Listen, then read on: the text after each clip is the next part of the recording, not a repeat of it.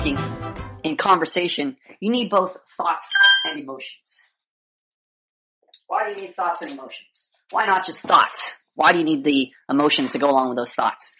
Well, thoughts and emotions or feelings act like form and the effects of that form, or a function and the effects of that function.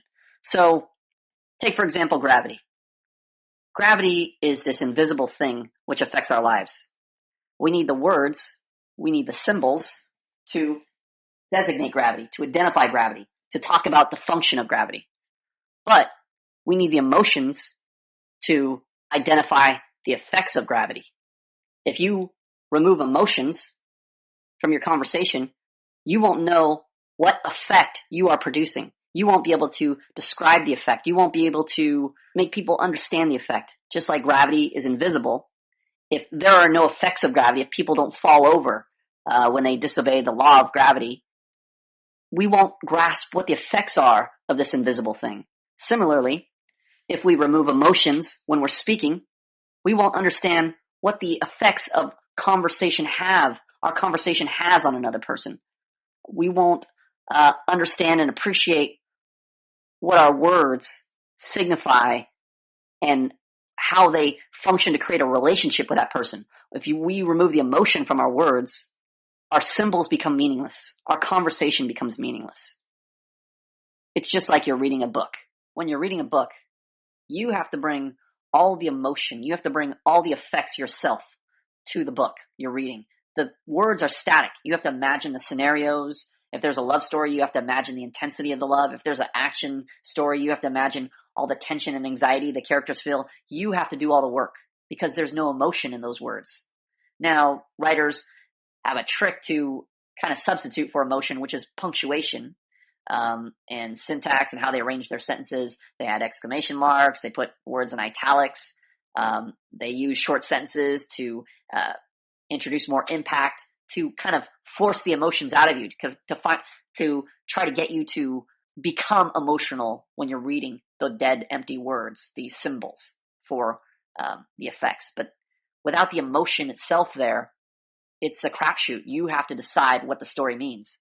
So this is what it's like when you're talking to somebody who speaks in a monotone like this and removes all the emotion from their voice. I can write equations in words, and the program translates them into symbols and prints them out on paper in the appropriate type. You no longer know what their symbols mean, their words mean. You no longer can appreciate the content of their speaking. If somebody tells you like this, I love you, it's no different than reading I love you on a page from a greeting card, a Hallmark greeting card. When you see a card that says I love you, what does that mean? What is the effect of those words, of those symbols? What are you trying to identify? When you remove emotion from those words, when you remove feelings from thoughts, you cause people to get lost. You confuse people, you confound people, because now your symbols, you put the burden on the other person to do mind reading, to identify what your symbols actually mean, to identify what the effects of your symbols should produce, what the effects of your words should produce. They have no idea. They have no clue, because when you remove the emotion, there's no roadmap for what effect they should be feeling. When you say, I love you like this, it's just like reading it on a page.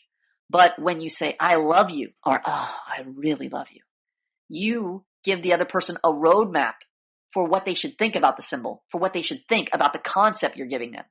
This is why it's so crucial to include, or I should say, to reveal your feeling when you're speaking. All thoughts have a feeling tied to them. All thoughts have feelings that are naturally included with them. Just like gravity, the concept of gravity already exists. And with that existence, with that thing we call gravity, with that force we identify as gravity, it is always producing effects on our lives, on the world, on the universe. So just like our words are just symbols of concepts that we're trying to convey, the emotion that we include with those words, or I should say the emotion we have with our thoughts that's naturally included in our thoughts, they're intimately tied together, and they give our thoughts impact. They move people. They cause people to do things or not do things. This is what the effect of emotion does when it's revealed. Now take that mask off! When your thought is revealed, your emotion is there, buried in that thought. And when people can see that emotion, they are moved to do something, or they are prevented from doing something. This is the effect of your emotion and revealing your emotion, revealing your feeling. And this is why it's so crucial to reveal your feeling when you're speaking. Now, the reason why people remove their feelings from their speaking or their thoughts, they remove the feeling from the thought. They don't want to tell you what they're really feeling. They just want to give you the thought.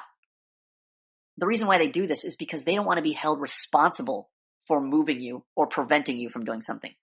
So, for example, if they're telling you there's a fire and it could be dangerous, they will remove the emotion from their voice because they don't want to get you into a situation where they'll feel responsible for your life, for your fate, for what happens to you. They don't want to scream fire, because if you scream fire with such intense emotion, that means beware, watch out, get out of there. But they don't want to be held accountable for that emotion, because that is going to move people to action, or that's going to prevent them from doing something. It'll cause them to run away, and it'll cause them to not go towards a building where you're saying fire exists over here. There's fire, there's a problem, move away from there. But you don't want to be held accountable to that, because what if you're wrong? What if you're wrong? Well, then people might think of you as a fool. Oh, you're yelling fire and there's no fire, you're an idiot. People would rather protect their self-esteem than be held accountable to their feelings. This is why they artificially remove the feeling from their thoughts. They hide and suppress their feelings. So all you hear are the monotone thoughts from their mouth. It's so crucial when you're speaking, when you're learning to form a relationship, to reveal the feeling that is already there, that's already contained in every single thought you have.